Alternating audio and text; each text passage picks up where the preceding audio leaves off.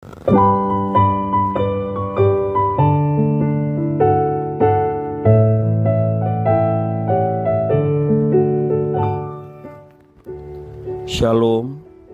Devosi Yosua pasal 13 ayat 1 sampai yang 7, demikian firman Tuhan. Setelah Yosua menjadi tua dan lanjut umurnya, berfirmanlah Tuhan kepadanya, "Engkau telah tua dan lanjut umur, dan dari negeri ini masih amat banyak yang belum diduduki. Inilah negeri yang tertinggal, segenap wilayah orang Filistin dan seluruh negeri orang Gesur, mulai dari sungai Sikor di sebelah timur Mesir sampai ke daerah Ekron ke arah utara. Semuanya itu terhitung tanah orang Kanaan. Ada 5 raja kota orang Filistin, yakni di Gaza, di Asdod, di Askelon, di Gad, dan di Ekron, dan orang Awi. Di sebelah selatan seluruh negeri orang Kanaan dan Meara, kepunyaan orang Sidon, sampai ke Afek, sampai ke daerah orang Amori. Selanjutnya negeri orang Gebal dan seluruh gunung di Libanon di sebelah matahari terbit, mulai dari Baal Gad di kaki gunung Hermon sampai ke jalan yang menuju ke Hamat.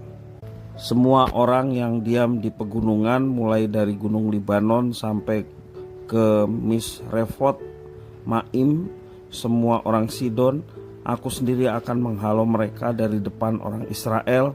Hanya undikanlah dahulu negeri itu di antara orang Israel menjadi milik pusaka mereka, seperti yang kuperintahkan kepadamu.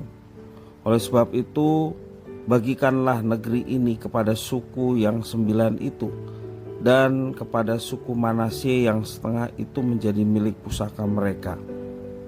Demikian firman Tuhan.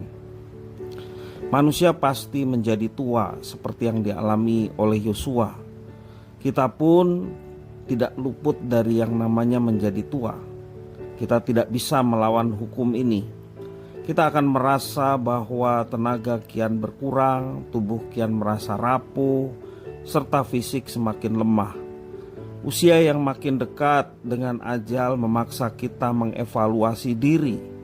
Apakah masih ada tugas yang belum diselesaikan oleh kita? Yosua pun memasuki tahapan usia ini. Akhirnya dia menjadi tua dan lanjut umur. Namun dalam usia itu ternyata masih ada tugas yang belum rampung. Negeri ini masih amat banyak yang belum diduduki. Firman Tuhan menyampaikan demikian pada Yosua. Padahal rencana Tuhan adalah Israel harus mengambil alih semua tanah Kanaan. Yosua mungkin sudah tidak sanggup lagi berperang dan juga tidak sanggup lagi mengangkat pedang. Oleh karena itu Tuhan mendelegasikan tugas terakhir kepadanya. Dia harus membagikan negeri ini kepada 9 suku dan suku Manasye yang setengah. Tanah itu akan menjadi milik pusaka mereka. Manusia memang tidak bisa mengalahkan waktu. Ini menunjukkan bahwa manusia tidak abadi dan terbatas. Yosua menghabiskan seluruh hidupnya untuk melayani apa yang dikehendaki oleh Tuhan Allah. Bisa dikatakan sepanjang usia Yosua dia konsisten berkenan di hadapan Tuhan Allah. Bahkan pada usia tuanya, Yosua pun masih memberi diri untuk menyelesaikan tugas dari Tuhan Allah. Ini menunjukkan integritas, menunjukkan tanggung jawab Yosua begitu teruji. Pertanyaan devosi bagi kita, dalam keterbatasan waktu, apa yang sudah kita lakukan untuk mengisinya? Apakah waktu sudah kita isi dalam menggenapi kehendak Tuhan?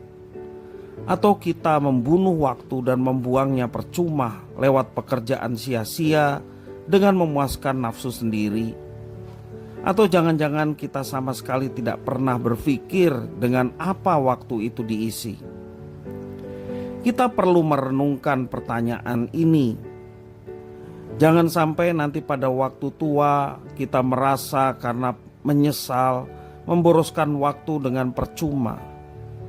Ingatlah, ada 3 hal yang tidak bisa kita tarik kembali, yakni perkataan, kesempatan, dan waktu. Mari kita meminta kepada Tuhan supaya kita dapat diberikan hikmat agar kita menghitung hari-hari untuk beroleh hati yang bijaksana. Bijaksana dalam menggunakan segala sesuatu yang dipercayakan Tuhan kepada kita, termasuk waktu kita. Selagi kesempatan itu masih ada, mari kita melayani Tuhan dengan sungguh-sungguh. Dimanapun kita berada, jadikanlah itu ladang pelayanan yang Tuhan percayakan kepada kita, sehingga tidak ada waktu yang menjadi sia-sia dalam hidup kita untuk tidak melayani. Dimanapun kita berada, kita wajib menyenangkan hati Tuhan. Terlebih di saat kita menggunakan waktu untuk pelayanan bersama dengan gereja Tuhan yang dipercayakan untuk kita bergabung, kita melayani bersama, pergunakanlah itu dengan sebaik-baiknya.